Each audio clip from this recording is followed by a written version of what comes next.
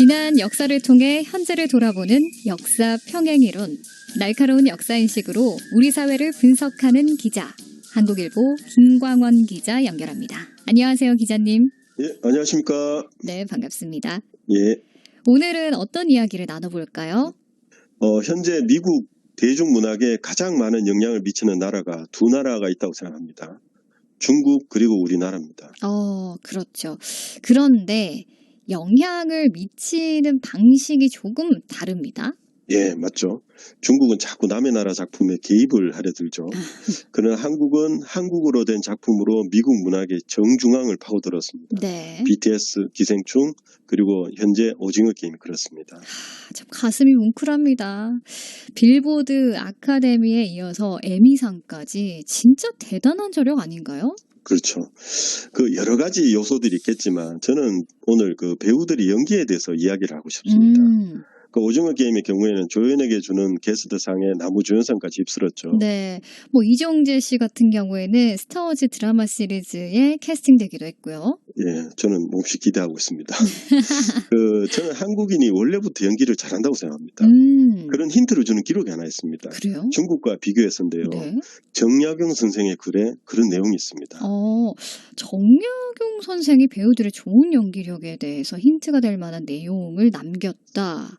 궁금한데요? 예, 하여튼 저는 그렇게 해석을 했습니다. 논어의 하기편에 교원영색이란 말이 있습니다. 이게 해석은 이렇습니다. 네. 말을 교묘하게 하고 얼굴빛을 꾸민다 이런 뜻입니다. 근데 이게 부정적인 뉘앙스를 걷어내면 연기한다는 말로도 해석이 가능합니다. 네. 카메라 앞에서의 연기와는 조금 다르겠지만 어쨌든 연기는 연기잖아요. 그렇죠. 공자는 이렇게 말합니다. 교원영색 선여인. 이 구절에 대해서 주의, 그러니까 우리가 말하는 주자 있잖아요. 네. 주자는 어떻게 해석했냐면 선여인이라는 말을 인한 경우가 전혀 없다. 전무하다. 이렇게 해석합니다. 네. 그러니까 말을 교묘하게 하고 얼굴빛을 꾸미는 사람 중에 어진 사람은 제로다. 이런 주장이죠. 좀 극단적이기도 하고 단정적으로 느껴지네요. 예, 그래서 우리의 정약용 선생이 반기를 들었습니다. 주자에게. 여유당 전서의 다양한 고전을 인용합니다. 그리고 나서 교원 영색이 전부 악의에서 나쁜 마음에서 나온 것은 아니다 이렇게 주장합니다. 그러니까 교묘하게 얼굴을 꾸미는 것이 다 좋다고 할 수는 없지만 또 다 나쁜 건 아니잖아요. 네, 그렇죠. 어떻게 보면 말과 표정으로 자신이 느끼는 감정을 잘 드러내거나 또 숨길 것은 숨기는 것도 삶의 기술이고 때로는 이게 예의거든요. 맞아요.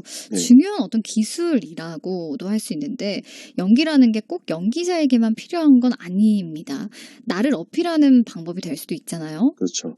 제가 예전에 이제 방송 관계자를 만나서 중국인들의 연기에 대해서 대화를 깊이 있게 한번 나눈 적이 있는데 그분이 하는 말이 중국 배우는 어떤 틀에 갇혀서 못 벗어나는 느낌이다 이런 말을 하더라고요.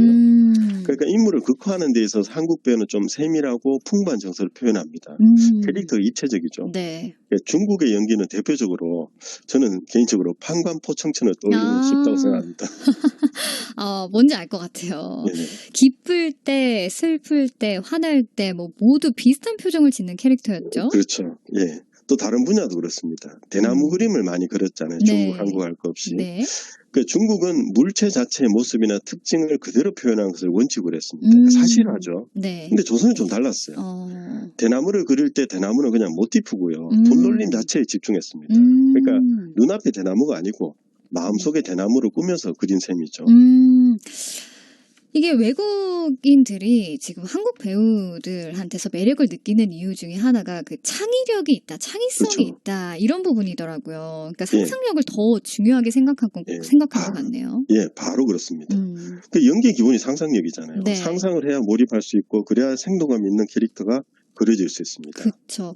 오징어 게임 같은 경우도 배우들이 현실적으로 어떻게 이런 상황이 가능해라고 생각을 했다면 사실 연기가 아무래도 덜 생생했겠죠. 그렇죠. 저는 이번 에미상 수상과 관련해서 한국 배우들의 자유분방함, 창의력을 서구인들에게 온몸으로 어필한 분이 있다고 생각합니다. 바로 깐부 할아버지 오영수 씨였죠. 그러니까요. 저도 그거 계속 돌려봤는데 진짜 춤으로 파티장을 뒤집어 놓으셨죠. 네, 저는 이제 그 장면을 보면서 니체를 떠올렸습니다. 니체가 이런 말을 남겼습니다. 한 번도 춤추지 않았던 날은 잃어버린 날이다. 하나의 큰 웃음도 불러오지 못하는 진리는 모두 가짜라고 불러도 좋다. 멋진 말입니다. 네. 진짜 공감이 가고 춤, 그날은 정말 춤을 출 만한 날이었죠. 그렇죠. 또 니체가 이제 춤에 대해 설명 이렇게 합니다. 춤을 추는 동작이 스스로의 시작을 새로 만들어낸다고 했거든요. 그러니까 춤추는 인간은 곧 에너지가 넘치고 창의적인 인간이라는 거죠. 네. 그래서 교원 영색에 대한 해석, 대나무를 그릴 때의 화법처럼 오윤순 선생은 춤으로 우리 한국 배우는 참 창의적이다 하는 걸 미국 연예계 관계자들에게 강력하게 어필한 게 아닐까 이런 생각이 듭니다. 바로 그것 때문에 그 춤추는 장면이 그렇게나 화제가 된 게 아닐까 하는 생각도 드네요. 예. 그 한류라는 현상에 대해서 이야기할 때마다 제가 늘 전하고 싶은 메시지는 네. 이 한국 문화가 뿌리부터 남다른 점이 있다는 것입니다. 한나라의 문화가 타국에 영향을 미칠 정도가 되려면 일단 경제력이 어느 정도 뒷받침돼야 되겠죠. 그렇죠. 근데 그게 있으면서도 제도나 문화적인 부분에서 잘 안 되는 나라도 있습니다. 뭐 세상 영광이 그렇지만 그래서 우리는 근본부터 다르다. 요건데 한류는 별일 없으면 꾸준히 지속될 현상이다. 이런 이야기를 하고 싶습니다. 오늘 기자님이랑 얘기를 나눠보니까 굉장히 부심이 생겨요. 자부심이 생기고 기분이 굉장히 좋네요. 앞으로도 계속 한국을 넘어서 세계인을 감동시키는 노래와 춤 그리고 드라마와 영화가 계속 나왔으면 하는 바람입니다. 오늘 이야기와 어울리는 노래는 어떤 곡이 있을까요? 어울릴지 모르겠는데요. 나훈아 씨의 울긴 외우러를 같이 듣고 싶습니다. 울긴 외우러? 예. 네, 왜요? 가사 중에 네. 어차피 인생이란 연극이 아니더니 하는 구절이 있죠. 네. 나훈아 씨의 주장을 받아들이면 한국인은 연극 같은 인생을 삽니다. 반면에 배우들은 인생 같은 연기를 펼치고 있죠.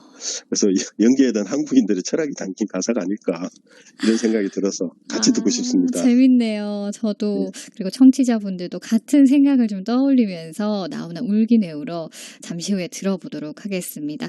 네, 오늘 소식 감사합니다. 네, 감사합니다. 지금까지 한국일보 김광원 기자가 전해준 역사 평행 이론이었습니다.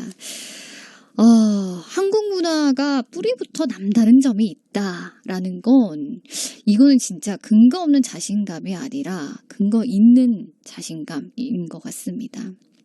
정말 우리 한국 배우들의 어떤 각각의 매력, 그 창의성에 전 세계가 주목을 한다는 점이 정말 뿌듯하고 지금도 아주 잘 하고 있지만 앞으로 또 어떤 모습을 보여줄지 또 전 세계가 또 어떤 모습을 한국인에게서 한류에서 발견할지 너무너무 기대가 되네요. 노래 들어보겠습니다. 나훈아 울긴 외우러.